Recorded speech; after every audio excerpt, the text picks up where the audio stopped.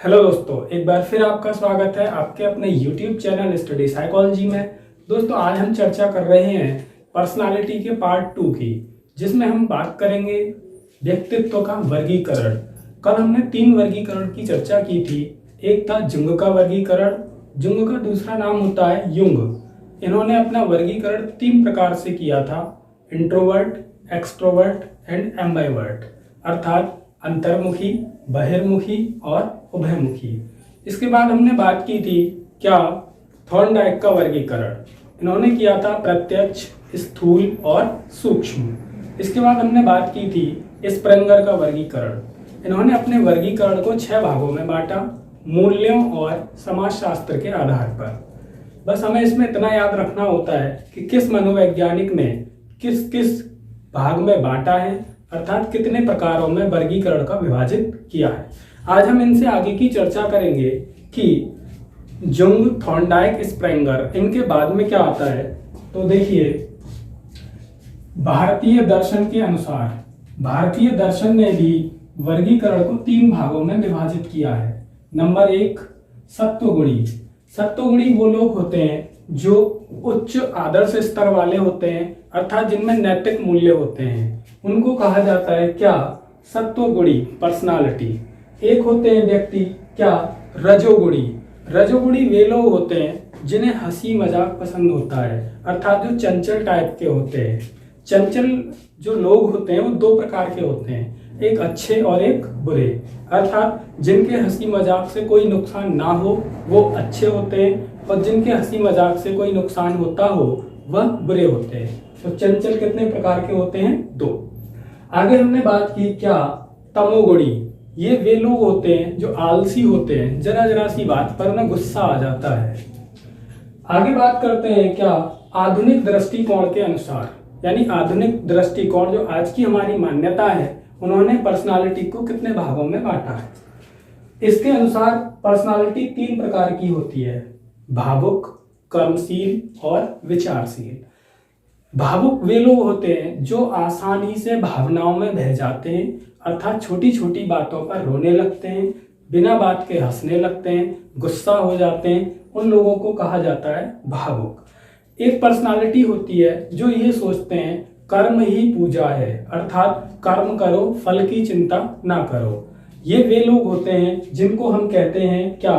कर्मशील। एक होते हैं विचारशील, जैसे कहानीकार होते हैं, साइंटिस्ट होते हैं। ये हर बात पर विचार करते हैं कि क्या है क्या नहीं है। जैसे हमसे कहा जाए कि पृथ्वी सूर्य के चारों ओर चक्कर लगाती है, अब ये इस बात पर जब विचार करेंगे कि क्या ये वाकई में सही है अर्थात गलत है।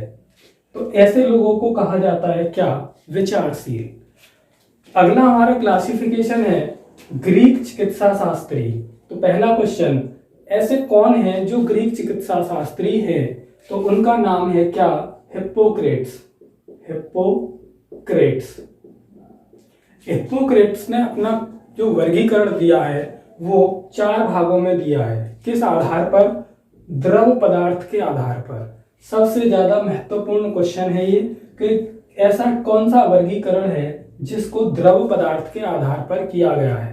तो किसका है? ग्रीक चिकित्सा शास्त्री हिप्पोक्रेट्स। इनकी एक बुक है जिसका नाम है nature of man. Nature of man. इस बुक में इन्होंने ये वर्गीकरण बताए हैं। कौन कौन से? एक होते हैं रक्तपीत, पीले पीत, काले पीत और एक कफ पीत। अर्थात पीत भी बोल सकते हैं और पित्त भी बोल सकते हैं, दोनों एक ही बात होती है, बस प्रोनाउंसिएशन का थोड़ा सा डिफरेंस है। आगे हम बात करते हैं जो हमारे एग्जाम्स के लिए सबसे ज्यादा महत्वपूर्ण है। क्या? ये क्रेसनर का वर्गीकरण और सेल्डन का वर्गीकरण। दोस्तों, यहां से सबसे ज्यादा प्रश्न पूछे जाते हैं। कहाँ? सीटेट में और केबीएस में सबसे ज्यादा प्रश्न पूछे जाते हैं इनसे। जैसा कि आप देख रहा होगा, एक एक पर्सनालिटी के 3-3 नाम हैं, इसलिए पूछे जाते हैं। तो बात कर लेते हैं क्या? क्रेसनर ने बोला है पहली पर्सनालिटी स्थूलकाय, इसी का दूसरा नाम क्या होता है? गोलाकाय, तीसरा नाम होता है पिकनिकटाय। कोई बात नहीं। दूसरी पर्सनालिटी को इन्होंने बोला सुडोलकाय, एथलेटिक्स। तीसरी पर्सनालिटी एस्थेनिक, क्षीणकाय, कृशकाय। चौथी पर्सनालिटी मिश्रितकाय। आगे बात करते हैं सेल्डन की। इन्होंने बोला पहली पर्सनालिटी को गोलाकार, इसी का दूसरा नाम होता है एंडोमॉर्फिक, तीसरा नाम होता है बिसेरोटोनिया। दूसरी पर्सनालिटी को जब इन्होंने बोला क्या आयताकार, इसका दूसरा नाम मिसोमॉर्फिक, तीसरा नाम सोमेटोटोनिया। तीसरी पर्सनालिटी को बोला लंबाकार, एक्टोमॉर्फिक और सेरियोटोनिया। अब इतने सिंपल तो क्वेश्चन आएंगे नहीं कि किसकी पर्सनालिटी में कितने वर्गों में विभाजित हुई है या फिर इस पर्सनालिटी का दूसरा नाम बताओ, ये तो बहुत आसान हो गए। क्वेश्चन कैसे आता है कि क्रेसमर की गोलाकार पर्सनालिटी, क्रेसमर की गोलाकार पर्सनालिटी सेल्डन की किस पर्सनालिटी से मैच करती है। तो इसकी जो गोलाकार है वो किससे मैच करती है, पहले वाले से। इसकी सुडौल का है दूसरे वाले से, इसकी एस्थेनिक तीसरे वाले से। अर्थात इनके जो पहले तीन हैं और इन तीनों से सेम टू सेम मैच करते हैं। ये चौथा वाला इन्होंने एक्स्ट्रा दिया है इन तीनों को मिलाकर और इन्होंने नहीं दिया। अब हम बात कर लेते हैं कि ये कौन से लोग होते हैं। एक वे लोग होते हैं जो छोटे नाटे मोटे खुश मिजाज हंसी मजाक वाले होते हैं, उनको कहा जाता है ये स्थूलकाय। जो लोग खिलाड़ी जैसे दिखते हैं, आशावादी होते हैं और ये सोचते हैं कि मैं इस काम को करूंगा कर लूंगा, ऐसे लोगों को बोला जाता है क्या, एथलेटिक्स या सुडौलकाय। तीसरे एस्थेनिक, क्षीणकाय, कृशकाय। कृश मतलब टूटा फूटा और काय मतलब होता है शरीर। भाई जब शरीर ही टूटा फूटा होगा तो वो कैसे होंगे, आलसी, क्रोधी, एकांत प्रिय। दोस्तों ये है हमारी व्यक्तित्व का वर्गीकरण, जिसका हमने अब तक कितने 8 भागों में कर लिया। एक बार और रिपीट कर लेते हैं। क्या भारतीय दर्शन शास्त्र ने 3 प्रकार का बताया, कौन कौन से, सत्वगुणी, रजोगुणी, तमोगुणी। आधुनिक दृष्टिकोण ने भी 3 बताए, भावुक, कर्मशील और विचारशील। ग्रीक चिकित्सा शास्त्री हिप्पोक्रेट्स ने भी कितने बताए, 4। किस आधार पर, द्रव पदार्थ के आधार पर। इनकी एक बुक है जिसका नाम है क्या, नेचर ऑफ मैन। आगे बात की हमने क्रेसमर और सेल्डन। यहां से सबसे ज्यादा प्रश्न इसीलिए पूछे जाते हैं क्योंकि इनकी एक एक पर्सनालिटी के कई कई नाम होते हैं, फिर एक दूसरे से मैचिंग करवाते हैं। एक बार आप इनकी स्क्रीनशॉट ले लीजिए, फिर हम आगे की चर्चा करते हैं।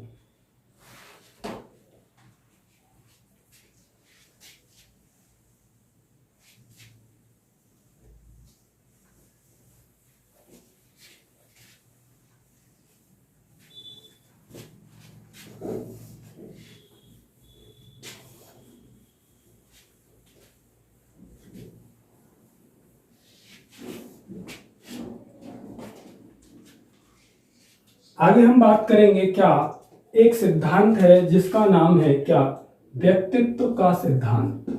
व्यक्तित्व का सिद्धांत। हमें देखना यह है कि व्यक्तित्व का सिद्धांत दिया किसने। अगर आपने हमारे चैनल को अभी तक सब्सक्राइब नहीं किया है तो प्लीज चैनल को सब्सक्राइब कीजिए और बराबर वाले बेल आइकन को दबाइए ताकि तो दोस्तों हम बात कर रहे थे क्या, एक सिद्धांत होता है जिसका नाम है व्यक्तित्व का सिद्धांत। यह सिद्धांत सिगमंड फ्राइड ने दिया था। सिगमंड फ्राइड ऑस्ट्रिया यानी कि वियना के रहने वाले थे।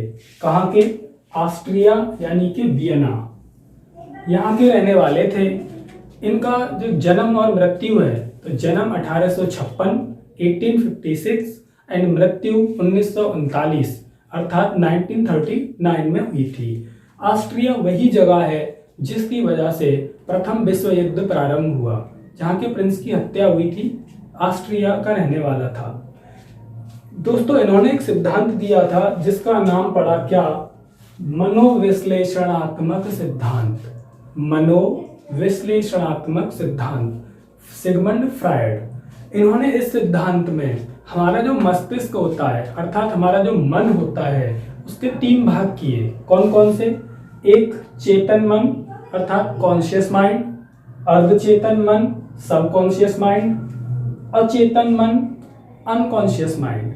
इन्होंने बताया कि जो हमारा कॉन्शियस माइंड होता है अर्थात चेतन मन होता है उसमें हमारे टोटल ज्ञान अर्थात नॉलेज का केवल 10% होता है, केवल 10% होता है।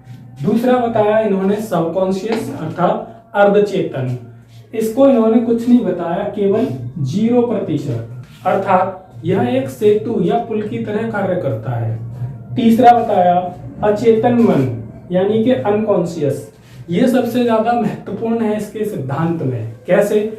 इसमें हमारी जो इच्छाएं होती हैं, सभी इच्छाएं इसी में होती हैं, दबी हुई इच्छाएं, अतृप्त इच्छाएं और काम शक्ति का भंडार इसी में होता है, अनकॉन्शियस माइंड में। दोस्तों ये सबसे ज्यादा इंपॉर्टेंट पॉइंट है यहाँ पर, क्या कि काम शक्ति का भंडार हमारे मन के किस भाग में होता है। तो सिगमंड फ्रायड के अनुसार अचेतन मन में काम शक्ति का भंडार पाया जाता है। दोस्तों इन्होंने आगे भी चर्चा की थी, क्या कि ये जो इन्होंने मन के भाग किए थे, इनकी तुलना किससे की, अर्थात अपने इस सिद्धांत की तुलना किससे की। आइए बात कर लेते हैं।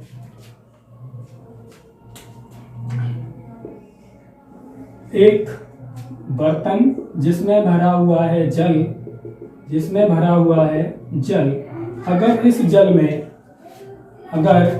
जल में बर्फ का टुकड़ा डाल दिया जाए, तो जो हिस्सा ऊपर की तरफ होता है वो होता है क्या, चेतन मन। जो डूब गया पानी में उसे कहते हैं अचेतन मन।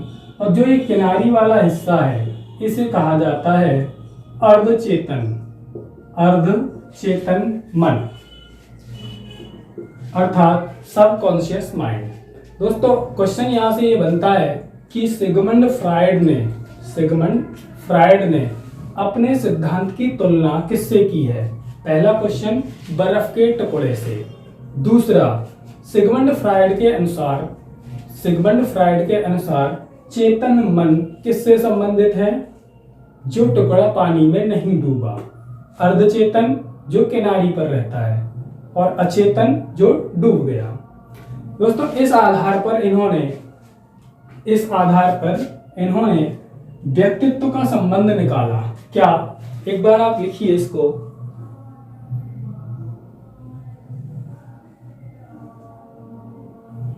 बात कर रहे थे हम कि ये जो मानव का मस्तिष्क है, जिसके 3 भाग होते हैं, यानी कि मानव मस्तिष्क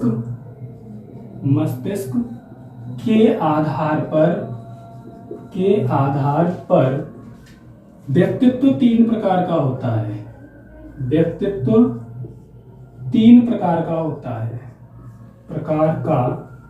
है। ये अब कौन कौन से वो 3 होते हैं, 3 पर्सनालिटी इन्होंने बताई। क्या? एक होती है दोस्तों इड, एक होती है ईगो, एक होती है सुपर ईगो। ये किस आधार पर बताई है इन्होंने? मन या मस्तिष्क के आधार पर। किसका मस्तिष्क? मानव मस्तिष्क। अब दोस्तों यहां से क्वेश्चन बनता है क्या कि मानव मस्तिष्क के आधार पर व्यक्तित्व का वर्गीकरण किसने किया, सिगमंड फ्रायड। या फिर सिगमंड फ्रायड के अनुसार व्यक्तित्व कितने प्रकार का होता है? 3। कौन कौन से? Id, ego, super ego. इनको हिंदी में बोला जाता है क्या? इड मतलब इदम, ईगो मतलब अहम, इड मतलब इदम, ईगो मतलब अहम, और सुपर ईगो परा अहम।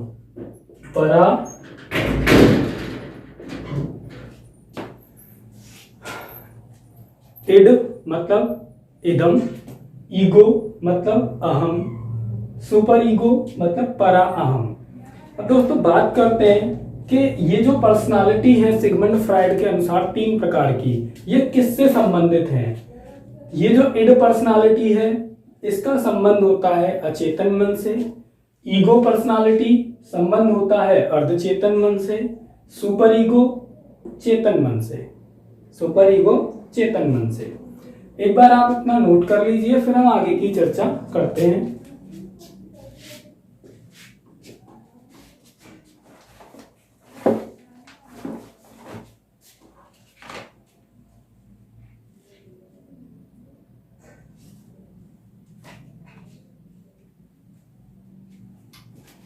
दोस्तों आगे की चर्चा में हमारा यही है क्या कि हमने बात की सिगमंड फ्रायड ने अपने सिद्धांत की तुलना किससे की, पता चला बर्फ के टुकड़े से।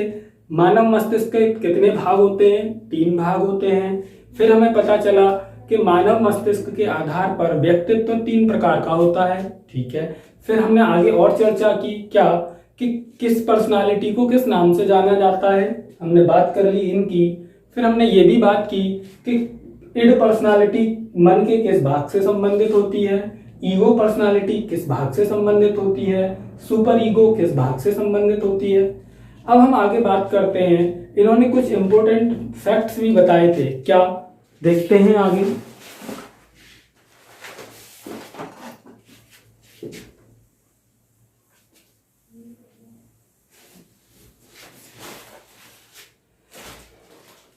फैक्ट नंबर 1 क्या कि मूल प्रवृत्तियां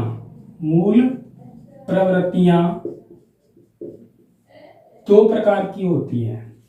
सिगमंड फ्रायड के अनुसार मूल प्रवृत्तियां 2 प्रकार की होती हैं। कौन कौन सी, जिसमें से एक का नाम है क्या जीवन मूल प्रवृत्ति,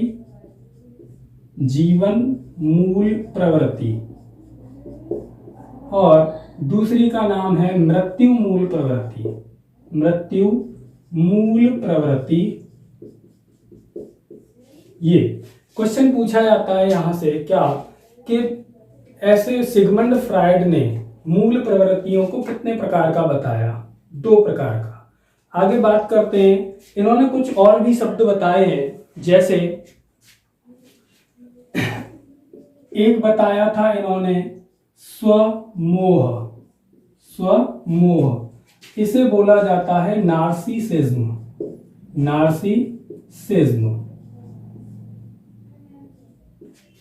पूछ लिया जाता है पेपर में सिगमंड फ्रायड के अनुसार नार्सिसिज्म क्या होता है, तो हमें बताना है क्या स्वमोह। दोस्तों हमारे अंदर कुछ ग्रंथियां भी पाई जाती हैं, जैसे ऑडिपस ग्रंथि, इलेक्ट्रा ग्रंथि। ये क्या होती है, एक बार बात करते हैं इनकी। एक होती है ऑडिपस ग्रंथि, एक होती है इलेक्ट्रा ग्रंथि। अब ऑडिपस ग्रंथि पाई जाती है लड़कों में, इलेक्ट्रा ग्रंथि पाई जाती है लड़कियों में। अब इतना जानने से तो हमारा काम बनेगा नहीं, क्यों? क्योंकि क्वेश्चन आता है कि ऑडिपस ग्रंथि लड़कों में पाई जाती है, जिसके कारण लड़के पिता से ज्यादा माता से अधिक लगाव रखते हैं। ऐसे ही इलेक्ट्रा ग्रंथि लड़कियों में पाई जाती है, जिसके कारण लड़कियां माता की अपेक्षा पिता से अधिक लगाव रखती हैं। दोस्तों आगे की क्लास में हम बात करेंगे कि जो हमारे व्यक्तित्व टॉपिक चल रहा था, इसकी कुछ विधियां होती हैं जो आपने नाम सुने होंगे, जैसे टैट, CAT कैट, IBT, ऐसे नाम। अर्थात अगली क्लास में हमारी चर्चा रहेगी व्यक्तित्व की विधियां या व्यक्तित्व मापन की विधियां।